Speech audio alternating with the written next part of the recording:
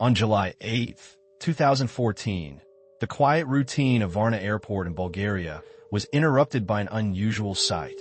A young German man, wearing casual summer clothes, suddenly sprinted through the terminal, leaving his luggage and belongings behind.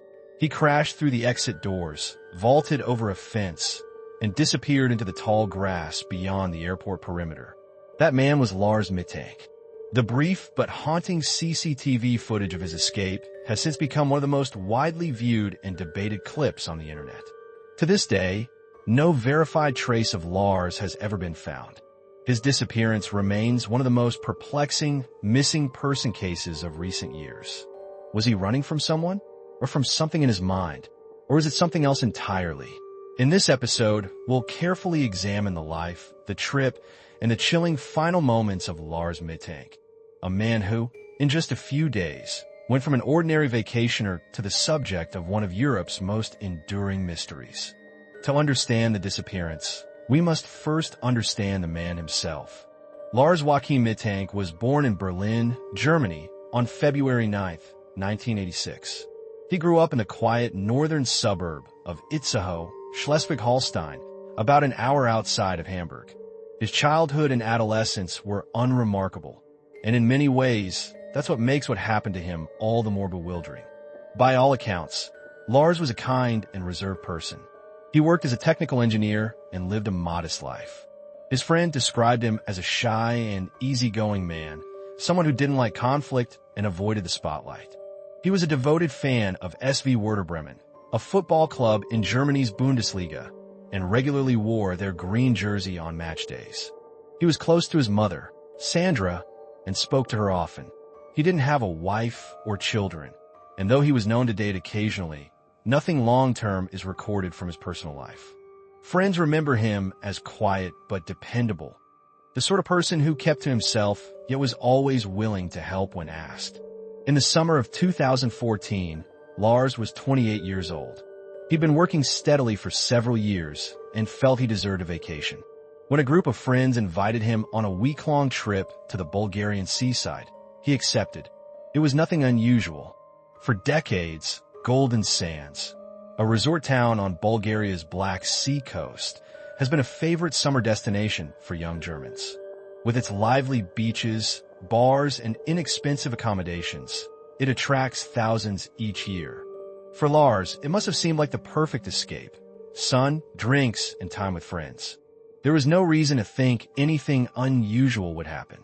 He packed lightly for the trip, just a small suitcase and a backpack. In his bag was his Werder Bremen jersey, which he often wore with pride. To his mother and friends, he was the same Lars he'd always been. Calm, polite, ready for a break from work. There was no sign of what was to come. Golden Sands was living up to its name. The popular Bulgarian resort town stretched along the Black Sea coast with wide sandy beaches and warm waters. By early July, it was filled with tourists, many of them young Germans drawn by the lively nightlife and affordable prices. Lars and his group of friends checked into a modest hotel and quickly settled into the rhythm of summer vacation. Days were spent at the beach, swimming, relaxing in the sun. Evenings were reserved for the many bars and restaurants that lined the boardwalk. Witness accounts describe Lars as fitting in well during the first few days. He drank and joked with his friends, posed for photos on the beach, and even danced in the crowded bars at night. There was no indication of anything unusual in his demeanor. One night, however, tensions began to surface. On July 6th, the group decided to spend the evening at a local bar. A football match was playing on one of the televisions, a German Bundesliga game. Lars wore his Werder Bremen jersey, as he often did, and cheered for his team. At a nearby table, another group of German tourists cheered for a rival team, Bayern Munich. Accounts vary slightly on what happened next. What is clear is that an argument broke out between Lars and the other group over the game. Witnesses describe raised voices and insults exchanged. Some say the other group challenged Lars outside after the bar closed. Later that night, Lars returned to the hotel with his friends, but seemed withdrawn. He reportedly told them he had been punched by one of the rival group outside the bar. He complained of pain in his ear, but downplayed the injury at first. His friends assumed it was nothing serious, just the result of a scuffle that got out of hand. By the next morning, though, the pain had worsened. Lars said he felt dizzy and had trouble hearing. When his friends suggested visiting a doctor, he agreed reluctantly. It was the first clear sign that something was wrong. The morning after the fight, Lars's condition had clearly worsened. He told his friends he had barely slept, kept awake by a dull, throbbing pain in his left ear. He also complained of pressure in his head and said his hearing in that ear was muffled. Concerned, his friends suggested they visit a local clinic. Lars at first resisted, saying he didn't want to make a fuss, but eventually agreed. The group walked to a nearby medical center, where Lars was examined by a Bulgarian doctor. The diagnosis was clear. He had suffered a perforated eardrum, likely from a blow to the side of the head. While the injury was not life-threatening, it came with an important warning. He should not fly until the injury healed. Flying with a ruptured eardrum can lead to severe pain, further damage, and even permanent hearing loss. The doctor prescribed an antibiotic called cefuroxime, an anti-inflammatory, and advised him to rest for several days before attempting to fly home. This news presented a complication. The group's return flight to Germany was scheduled for July 7th. Lars insisted his friends keep their plans and leave without him. He assured them he would stay behind a few more days, recover, and take a later flight home on his own. At first, his friends protested, offering to stay and help, but Lars brushed them off, saying he'd be fine. He even booked a cheap single room in a motel closer to the airport to save money. The friends reluctantly agreed and flew back to Germany as planned, leaving Lars in Bulgaria to recover. But in hindsight, this moment, when he chose to stay alone, marks the beginning of the strangest chapter of his story. By all accounts, Lars appeared calm and in control when they parted. Yet within hours, his behavior began to shift in unsettling ways. With his friends gone, Lars checked into a small, budget motel in Varna, a short drive from the airport. It was a plain building with minimal amenities, just a bed, a small table, and a television. He planned to rest there for a few days, take his medication, and fly home once the doctor gave him clearance. But soon, his behavior began to change. That evening, he called his mother, Sandra. At first, the conversation was ordinary. He updated her about his ear injury and explained why he'd stay behind. But then his tone shifted. He lowered his voice and told her he didn't feel safe. He said he was being followed. He didn't explain who he thought was after him or why. He simply told her that he was hiding and asked her to cancel his bank card. His mother was confused and concerned, but when she pressed for details, Lars brushed her off and said he would explain everything when he got home. Later that night, he sent her another message, asking if she could block his credit card right away. It was clear he was afraid of something, or someone, though no one knew what. According to the motel's owner, Lars behaved strangely during his stay. He seemed nervous, pacing the room and looking out the window repeatedly. At one point, he reportedly left the building abruptly in the middle of the night and didn't return for several hours. These were uncharacteristic actions for a man described as calm and introverted. Those who knew him later said this wasn't the Lars they recognized. Whether his paranoia was rooted in reality or the result of something internal, stress, medication side effects, or an undiagnosed condition, remains unknown. But it was clear Lars Mittank was no longer just a stranded tourist waiting to go home. The morning of July 8th, Lars checked out of the motel and made his way to Varna Airport. His ears still bothered him, but he hoped the doctor there would clear him to fly home. At first, everything seemed normal. He entered the airport's medical office and met with the on-duty physician. According to the doctor's later statements, Lars appeared calm when he arrived. He explained his injury and presented his prescription. The doctor examined him and began discussing his condition. But then something changed. During the consultation, Lars became visibly agitated. The doctor recalled him muttering about people who were after him and coming to get him. His eyes darted to the door as though expecting someone to walk in at any moment. He stood up abruptly, knocking over a chair in the small office. Before the doctor could react, Lars turned and hurried out of the room, leaving his prescription, his luggage, and his backpack behind. The doctor called after him, but Lars didn't stop. Airport staff later confirmed that Lars's belongings were found in the medical office, untouched. Inside his bags were all of his personal items: clothes, his wallet, his phone charger. Everything he would have needed for travel was left behind. Surveillance cameras recorded what happened next. Lars strode quickly through the terminal, passing passengers and employees without acknowledging anyone. At one point, he broke into a run, pushing through the exit doors, crossing a parking lot, and leaping over a wire fence into a grassy field beyond the airport. And then he was gone. The CCTV footage of these moments would later become one of the most analyzed and debated clips in the history of missing persons cases. But at that moment, all anyone at the airport knew was that a young man had fled without explanation. No one followed him. No one was seen pursuing him. Yet to Lars, it seemed clear that someone or something was. The CCTV cameras at Varna Airport captured Lars's final confirmed movements. At approximately 10:55 a.m., he left the airport medical office in a hurry. He carried nothing. His luggage, backpack, wallet, and identification were all left behind. He walked briskly at first, then began to run. The cameras followed him as he moved through the terminal. He ignored the people around him, dodging between travelers, his expression fixed and focused. At no point in the footage does anyone appear to be chasing him. No suspicious figures are seen in his path. He ran through the sliding glass doors of the terminal and into the airport's exterior. Outside, he sprinted across a service area and a small parking lot. Eyewitnesses reported seeing him running as if his life depended on it, but no one tried to stop him. He reached the perimeter fence, a low wire barrier separating the airport grounds from the surrounding countryside. Without hesitating, he climbed over and disappeared into the tall grass on the other side. That was the last verified sighting of Lars Mittank. Airport staff recovered his bags shortly afterward. Inside were all his personal effects: clothes, his wallet, passport, and phone.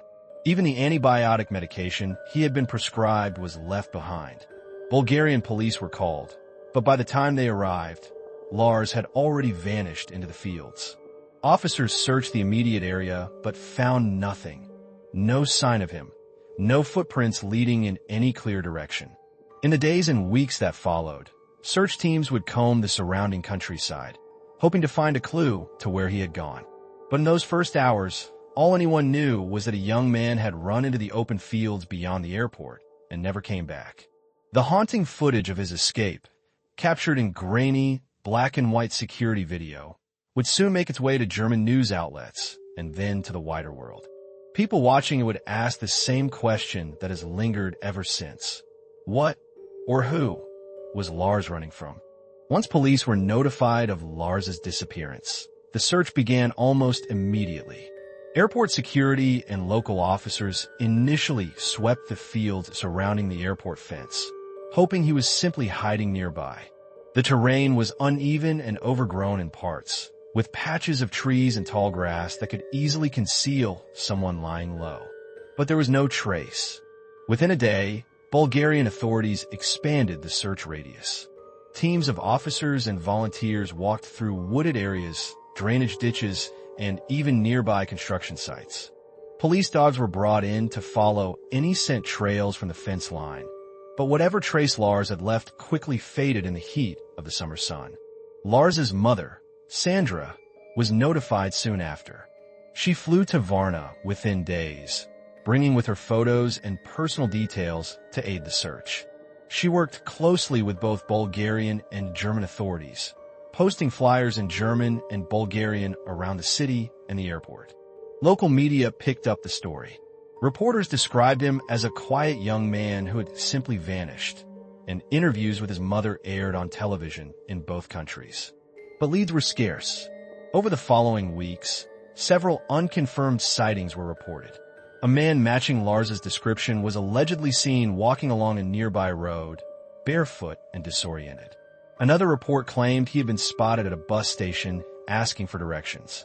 None of these sightings were ever verified. By the end of the summer, the official search began to scale back. Without clear evidence of where he went or why, authorities had little to work with. Yet his family refused to give up. Sandra stayed in Bulgaria for months, speaking to locals, following up on tips, and distributing more flyers. Year after year, she has continued to advocate for her son, keeping his name and photo in the public eye, hoping that someone, somewhere, will come forward with information. To this day, no conclusive evidence of Lars's whereabouts has ever been found. The search, like the questions surrounding his disappearance, remains open. As the months passed with no answers, the mystery of Lars Mittank's disappearance drew the attention of the public and the media. Online forums, news programs, and true crime communities began to speculate about what could have driven him to run from the airport and vanish without a trace. Several theories emerged. One possibility was that Lars suffered a sudden mental health crisis.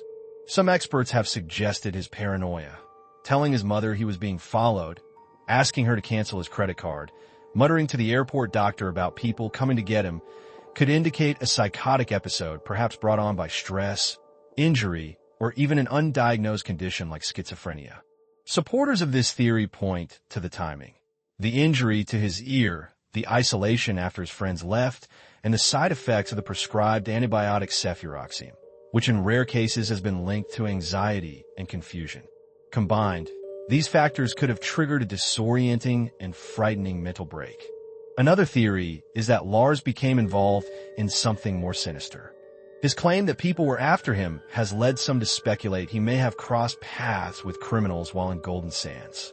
The resort is known to attract petty crime and gangs targeting tourists.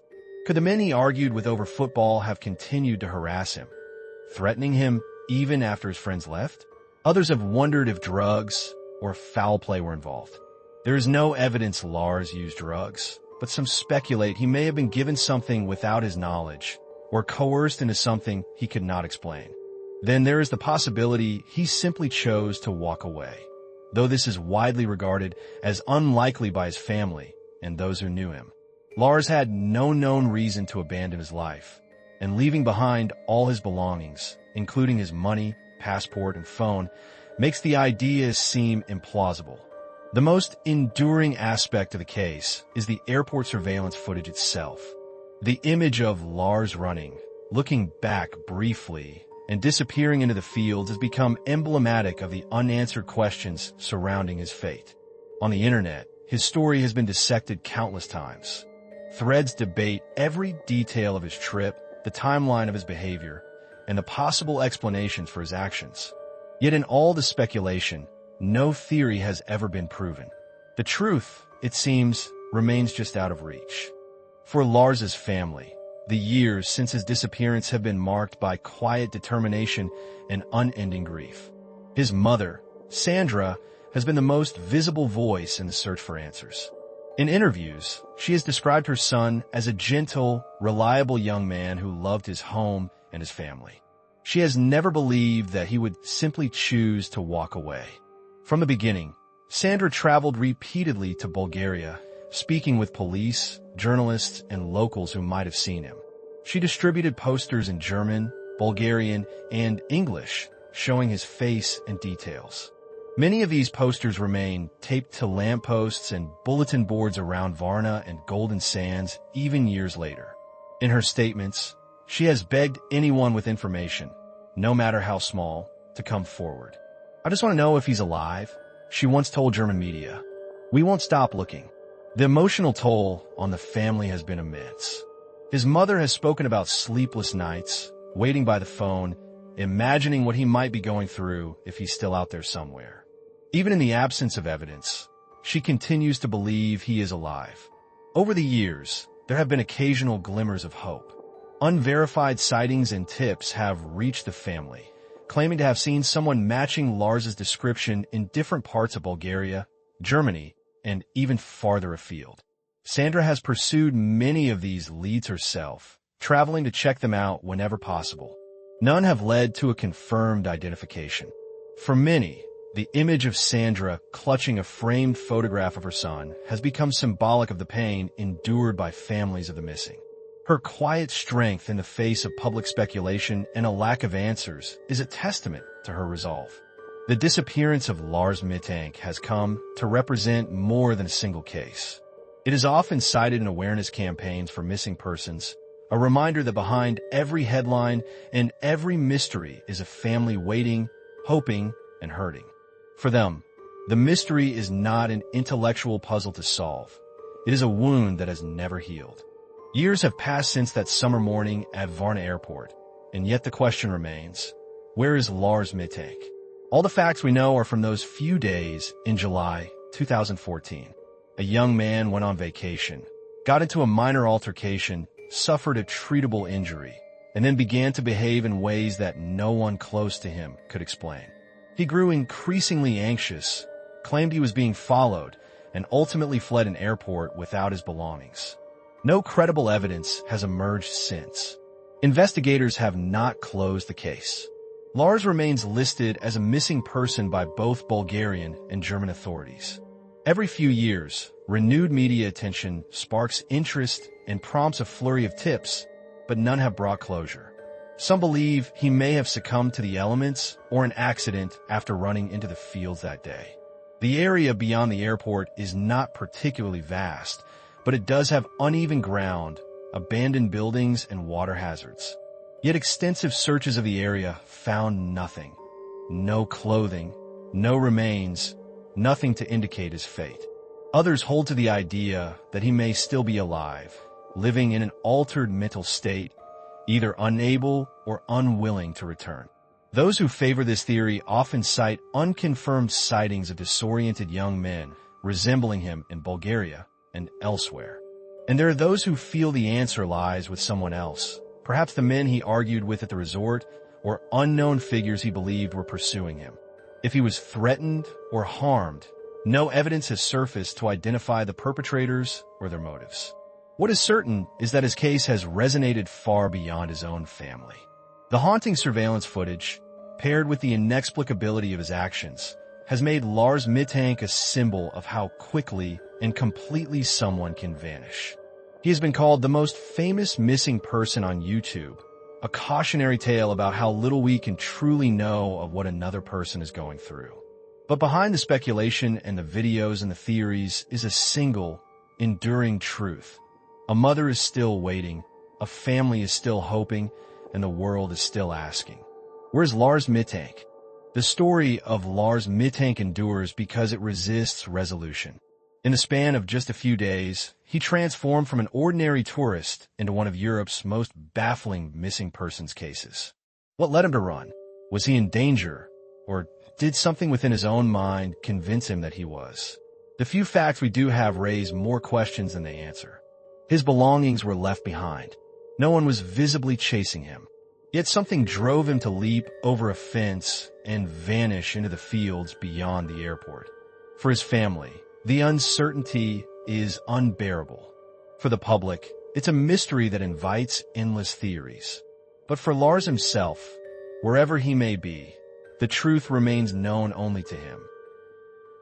So what do you think of today's video? Do you have something you want us to feature next? Tell us in the comments. It will also mean a lot to us if you like and subscribe. Close the book if you can. This is Black Chapter.